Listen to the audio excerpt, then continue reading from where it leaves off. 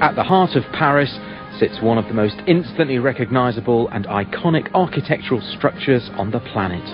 What Eiffel constructed in 1889 was cutting edge, and this city has led the way in innovative design ever since. Yet at a time when modern architecture is squeezed into the smallest of spaces, it seems almost impossible to find room for a piece of urban green. But the ingenious designs of Patrick Blanc work in harmony with contemporary architecture because he simply gardens up the walls. When I was 19 years old, I did go for the first time in Malaysia and Thailand. I see that plants were growing everywhere in the forest, on the rocks, on the tree trunks, on the branches, and I wanted, when I came back to home, parents' home, to do the same. People, when they are looking at my walls, they think they are in front of something very natural and usually very tropical. It's very funny because when you are at Cabernet, it's only temperate plants. A lot of these plants we're more familiar seeing as ground cover. I mean, the heuchera, for instance. Ground cover, stupid. Quite unusual to see it for us, to see it growing up a wall. You never see echera in the wild? Maybe this far off the ground. No, but in wild, you know, echeras are growing in North America, and they're always growing on the rocks.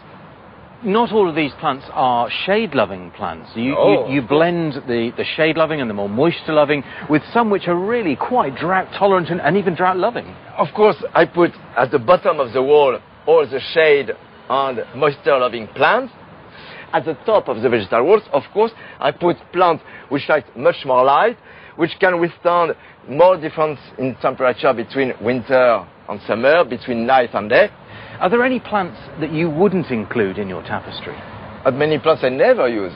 Never, for instance, roses, which are growing always in a very, very deep soil.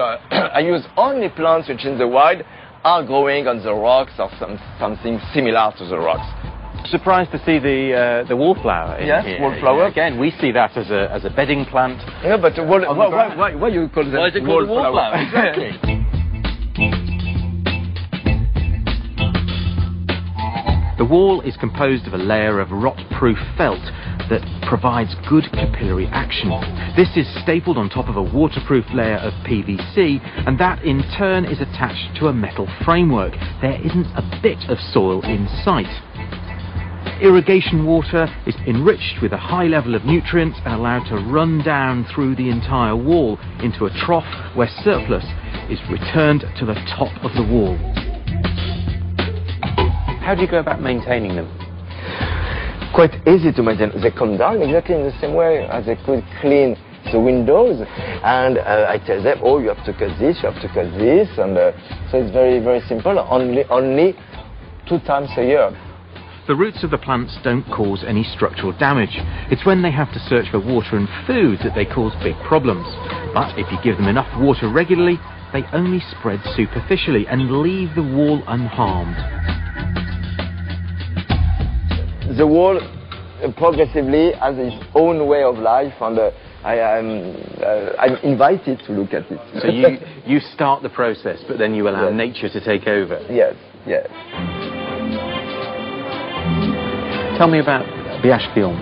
Biache-Guillaume is a very, very interesting project because it is in the heart of the old Paris. Very small streets.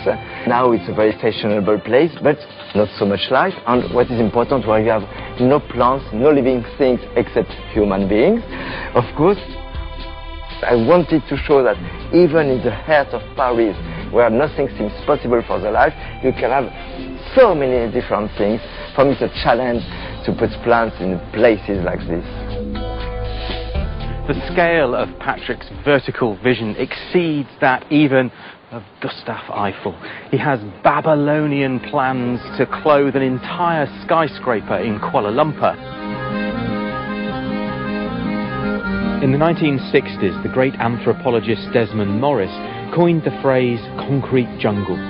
But in the future, Patrick Blanc will surely be remembered as the man who jungled concrete.